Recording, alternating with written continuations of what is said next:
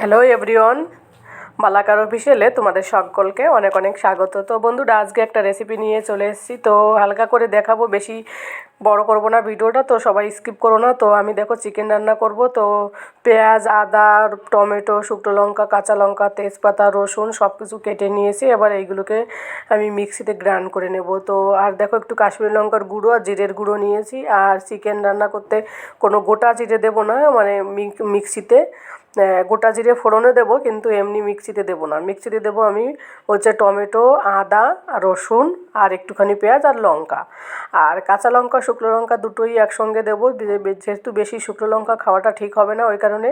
তো দেখো সব কিছু দিয়ে এবার আমি মিক্সিতে গ্রাইন্ড করে নিলাম। আর এদিকে মাংসগুলো ধুয়ে নিলাম।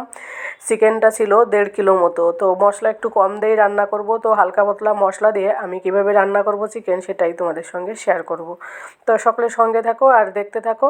আর এইদিকে দেখো আলুগুলো কেটে ধুয়ে পরিষ্কার করে রেখে দিয়েছি।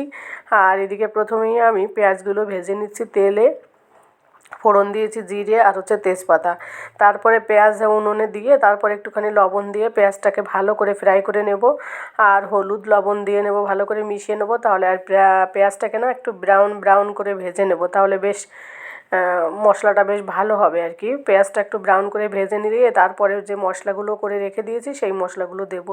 তো যেহেতু পেঁয়াজে একটু জল বেরোয় ওই কারণে একটুখানি সময় লাগবে পেঁয়াজ রান্না পেঁয়াজটা কি মানে ফ্রাই করতে। তো তারপরে একটুখানি তেল কম মনে হলো, তারপরে আর একটু তেল দিয়ে নিলাম। আর এইদিকে দেখো পেঁয়াজটা অনেকটা ব্রাউন হয়ে গেছে। তো মিক্সিতে যে মশলাটা আমি করেছিলাম সেই মশলাটা আমি দিয়ে দিচ্ছি যতটা প্রয়োজন।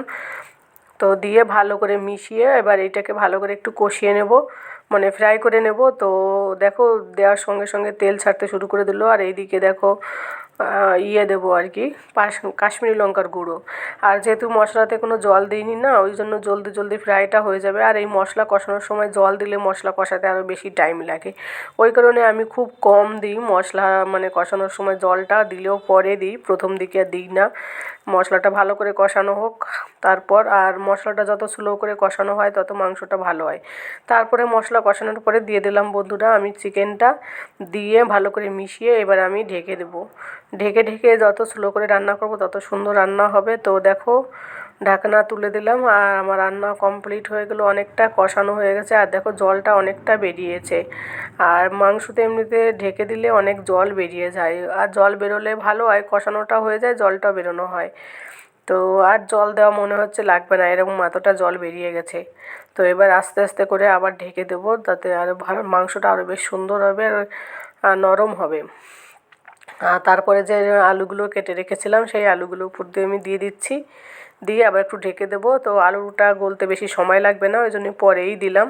তো এবার আলু আর চিকেনটাকে আর একটু ভালো করে কষিয়ে নেব, তাহলে বেশ ভালো লাগবে খেতে। আর চিকেন কষানো বেশি ভালো হয় যদিও, কিন্তু মাঝে মাঝে আমার ঝোল রান্না করতে হয়, বাড়ির সবাই আর কি, বাড়ির কর্তামশাই ঝোল পছন্দ করে, ছেলেও তাই।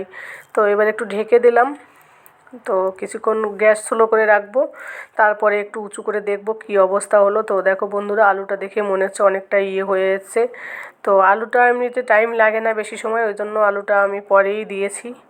তো দেখো কত সুন্দর করে হয়েছে চিকেনটা। তো তোমরা কারা কারা চিকেন খেতে ভালোবাসো অবশ্যই কমেন্ট করে জানিও। আর এই দেখো আর একটুখানি ঢেকে দেবো, এইভাবে ঢেকে ঢেকে রান্না করলে চিকেনের টেস্টটাই অন্যরকম হবে জানো তো। তারপরে ফাইনালি দেখো আমার চিকেন কষানোটা কমপ্লিট হয়ে গেছে। আর এইদিকে জলটাও দেখো অনেকটাই শুকিয়ে গেছে, আর চিকেন কষানোটাও কমপ্লিট হয়েছে। কালারটা দেখেই বোঝা যাচ্ছে যে চিকেন ঠিক হয়েছে। আর এই চিকেনটা বেশি মশলাটাও দিইনি, কারণ যতগুলো মশলা আমি করেছিলাম সবটা দিইওনি, অল্প দিয়েছি আর কিছুটা রেখেও দিয়েছিলাম।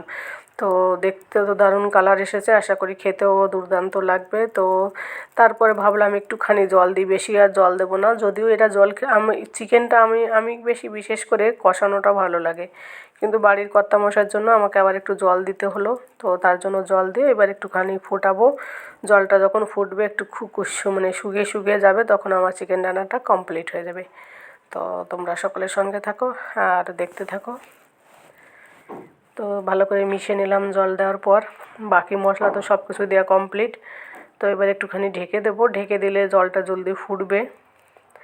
আর এই চিকেন রান্না করার সময় গরম জলটা আমার কাছে ছিল না, তোমরা পারলে গরম জল দিও। তো দেখো বন্ধুরা জলটা ফুটে উঠেছে, চিকেনের কালারটা কত সুন্দর হয়েছে বলো। কাশ্মীরি লঙ্কা দিয়েছি তো ওই জন্য একটুখানি মানে রেড রেড কালার এসেছে।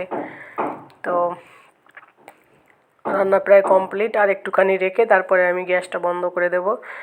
আর একটুখানি এলাচের গুঁড়ো দিয়ে দেবো, কারণ এলাচের গুঁড়ো দিলে বেশ গন্ধটা বেশ সুন্দর হয়। একদম সিম্পলভাবে চিকেন রান্নার রেসিপি। তোমাদের কেমন লাগলো অবশ্যই তোমরা কমেন্ট করে জানাতে ভুলো না। আর এই দেখো যে লাস্টে জিরের গুঁড়ো করে রেখেছিলাম বাড়িতে, ওই জিরের গুঁড়োটাই দেবো, কোনো গোটা কাঁচা জিরে ছাড়াই মাংস রান্না। তো লাস্ট অবধি দেখো। তো ফাইনালি চিকেনের লুকটা এরকম হলো, ঝোলটা শুকিয়ে হালকা করে একটু ঝোল রেখেছি। আর দেখতে তো খুব সুন্দর হয়েছে, খেতেও খুব সুন্দর হয়েছে। তোমাদের কেমন লাগলো ভিডিওটা অবশ্যই কমেন্ট করে জানাতে ভুলো না।